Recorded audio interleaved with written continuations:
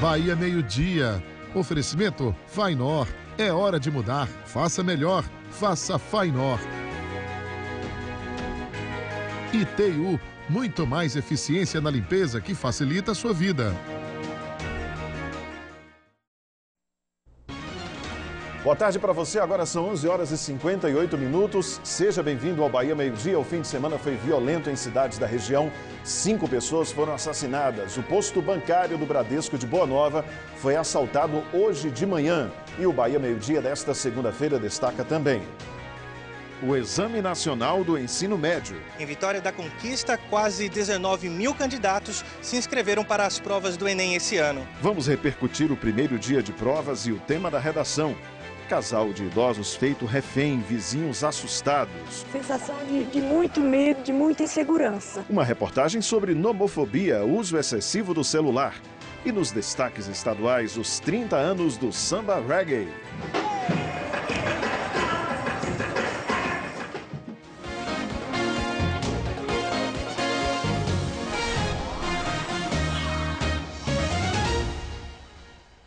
Bom início de semana para todo mundo. O domingo foi de expectativa e ansiedade para os milhões de candidatos inscritos no Enem. No primeiro dia do exame, os estudantes responderam às provas de redação, linguagens e ciências humanas. Para evitar imprevistos, Gleiciane acordou cedo. 9h45 da manhã já estava na UESB, local onde faz a prova. Eu moro longe, tive que pegar 2 ônibus para chegar. É mesmo? Aí demorou. E como é que vai ser o almoço? Bolacha e suco e água.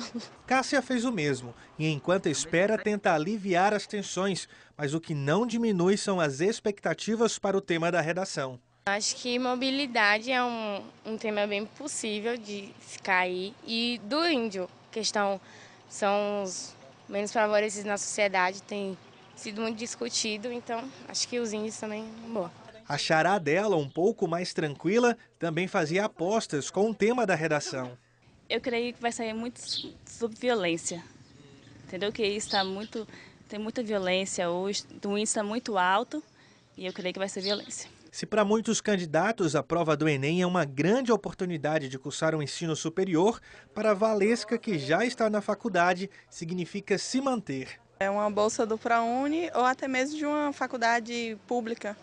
Estadual ou federal. Os portões abriram às 11 horas, horário local. A prova, realizada em 2 domingos, agradou Flávia.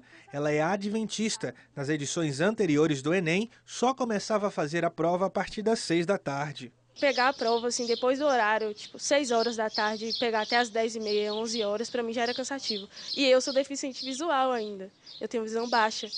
Então, eu ainda tinha aquele tempo, aquelas 1 hora ainda. Então, eu ficava até às 11, 11h30, por aí. Portão fechado, agora os candidatos têm 5 horas e meia para responder 90 questões das provas de ciências humanas, linguagens e códigos, além de fazer uma redação. Em Vitória da Conquista, quase 19 mil candidatos se inscreveram para as provas do Enem esse ano. Mas nem todos puderam fazer a prova. Ellen teve problemas com a documentação.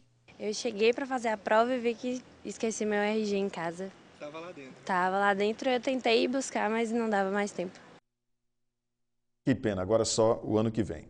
E o tema da redação este ano pegou muitos estudantes de surpresa. Desafios para a formação educacional de surdos no Brasil. Vamos agora ao vivo com a repórter Ariela Bonfim, que está com a professora de redação. Ariela, boa tarde. Qual tipo de abordagem o aluno deve ter feito nesse tema, para desenvolver esse tema e conseguir aí uma boa pontuação? Boa tarde, Judson. Boa tarde para você que está em casa. Judson, vou passar a sua pergunta para a professora de redação, Andréia Abad. Professora, o Judson perguntou, né, como é que o aluno poderia ter abordado esse tema, né, para conseguir êxito na redação? Apesar de ser um tema inesperado e muito específico, o aluno que ao longo do ano estudou a realidade da educação brasileira e a acessibilidade, conseguiu desenvolver o texto traçando relações. Então ele poderia ter mostrado que o ensino no país é precário e que o Brasil não tem infraestrutura para acolher uma demanda tão específica. Ao mesmo tempo, poderia ter feito referência ao Estatuto da Pessoa com Deficiência, que entrou em vigor no ano passado e que dá, obviamente, a todas as pessoas nessa condição o direito a uma realidade inclusiva, né? Acrescentando, óbvio, a educação. Muitos alunos reclamaram, né, que acharam um tema muito difícil que não conseguiram desenvolver. Isso se deve à realidade dos próprios alunos? A maioria deles não tem um contato com o surdo, por exemplo? Sim. O tema foi muito específico, trata-se de um assunto que hoje tem sido abordado apenas nas academias. Ele não faz parte da experiência dos estudantes da educação básica. Então, a dificuldade em discorrer a respeito dele é natural. A gente estava conversando aqui, você falou que é a 4ª vez, né, que o Enem aborda temas de minorias. É uma tendência? Não era uma tendência. Por isso também o tema foi inesperado. Em 2015, ele propôs que os alunos escrevessem sobre a violência contra a mulher. Nas 2 edições do ano passado, apareceram racismo e intolerância religiosa e agora a condição dos surdos. Então, trata-se de uma grande surpresa o fato de isso estar se transformando numa tendência. Então, quanto mais o aluno se informar, melhor para ele daqui para frente. Com certeza. Conhecer a realidade brasileira em todos os aspectos é fundamental para o sucesso na prova de redação. Obrigada pelas informações, professora. Volto com você ao estúdio, Judson. Obrigado, Ariela, pela participação, a professora também pelas informações. No próximo domingo, os candidatos vão responder às provas de matemática e ciências da natureza. Susto hoje de manhã em Boa Nova, 2 homens armados assaltaram um posto bancário do Bradesco mais ou menos às 10 horas da manhã. Segundo as primeiras informações, os bandidos chegaram num carro, assaltaram o posto e fugiram em seguida. Os assaltantes abandonaram o veículo numa estrada da zona rural do município e teriam roubado um outro carro que pertence à prefeitura. Não temos informações de ferido. Até agora, não tem ninguém ferido. As polícias militar e civil estão realizando aí buscas pela região para tentar prender os envolvidos. E à noite no BATV você tem mais informações sobre esse assalto. E 2 homens foram assassinados neste fim de semana em Ipiaú. O primeiro crime foi no sábado. Segundo a Polícia Militar, Osmar Costa dos Santos, de 35 anos, estava com a mãe em frente à casa onde morava quando 2 homens chegaram numa moto e um deles atirou.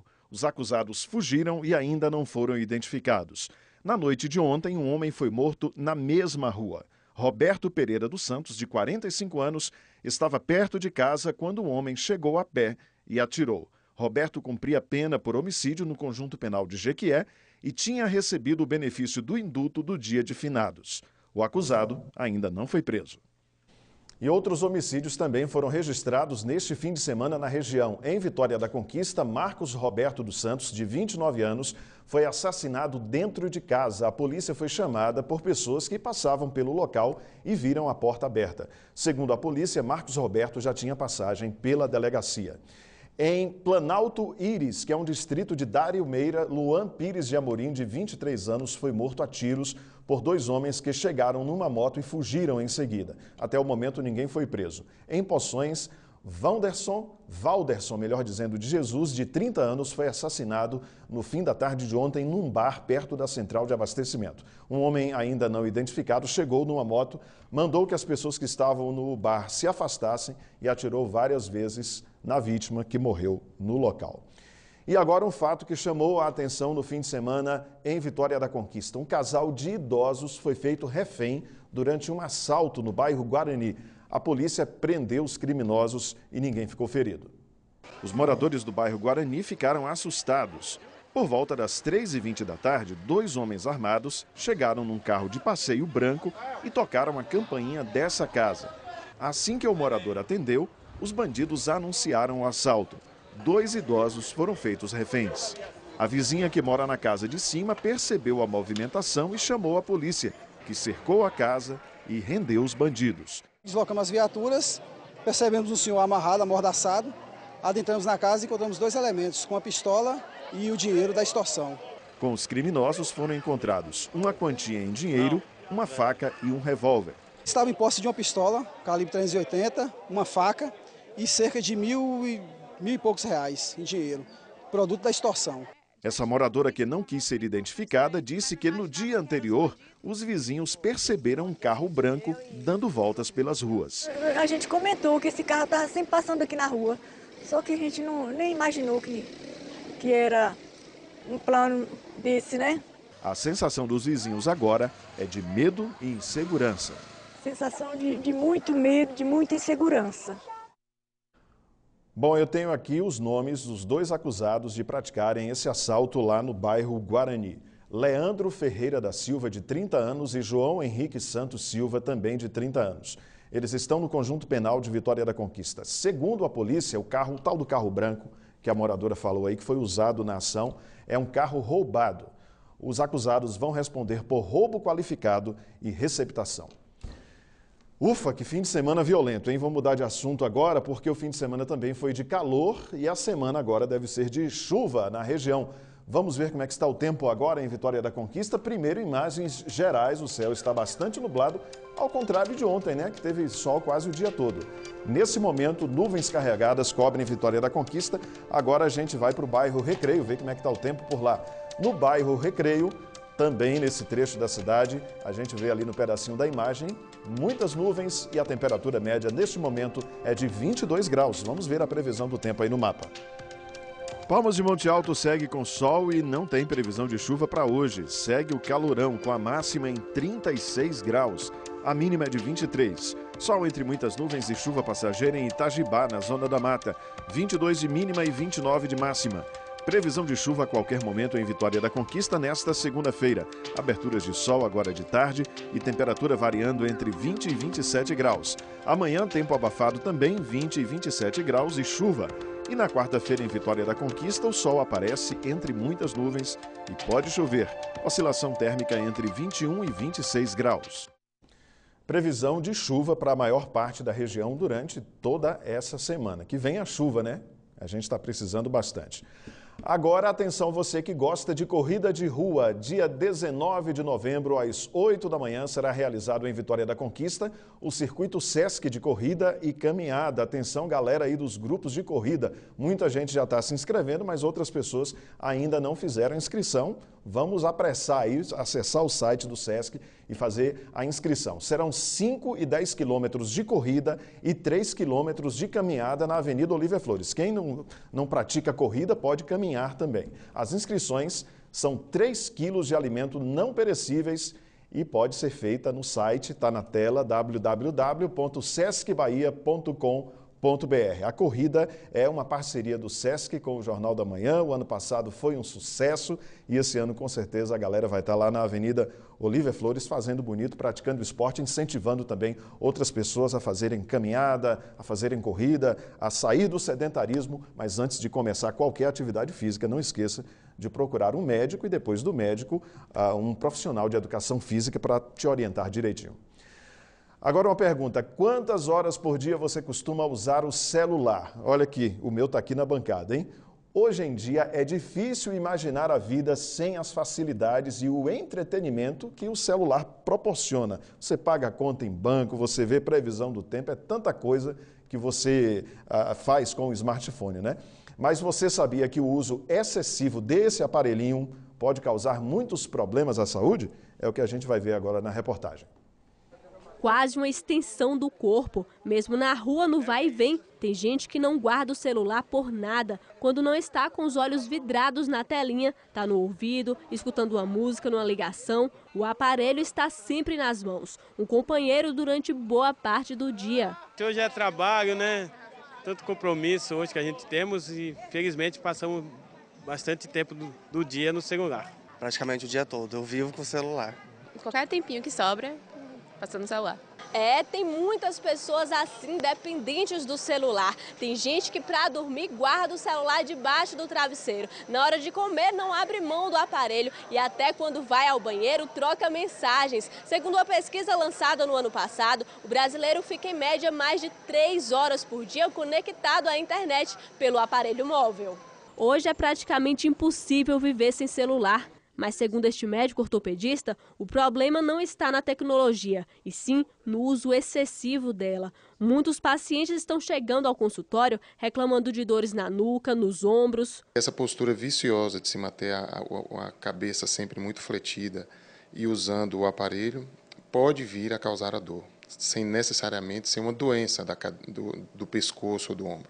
Mas o problema vai além. A dependência pelo celular pode afetar a concentração, o rendimento no trabalho, nos estudos e, de acordo com o psicólogo André Porto, pode até gerar outros transtornos. Algumas pessoas também que elas começam a desenvolver alguns comportamentos ansiosos porque pensam que tem que olhar o que foi postado, eu tenho que ver o que foi colocado, né? Será que eu tive uma curtida? Será que alguém falou comigo? Será que eu recebi uma mensagem? Tem casos que as pessoas até se afastam umas das outras, deixando de interagir, conversar, mesmo estando rodeadas de gente ou numa multidão.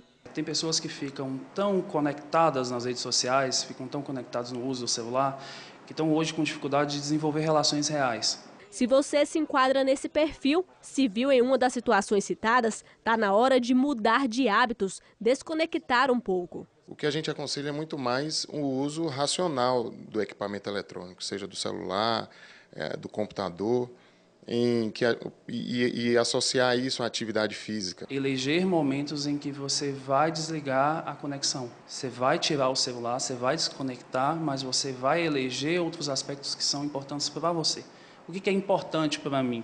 É encontrar um amigo, eu estou sentindo falta de pessoas, é eu ler aquele livro que está lá parado e ainda não consegui fazer, né? É sair um pouquinho, é relaxar, é ficar com meu filho. É isso aí, tudo de forma racional. Para rever os nossos telejornais, você acessa g1.com.br/Bahia. A seguir, nos destaques estaduais, tem os 30 anos do Samba Reggae. 12h14, o intervalo é rápido. Bahia, meio-dia, volta já.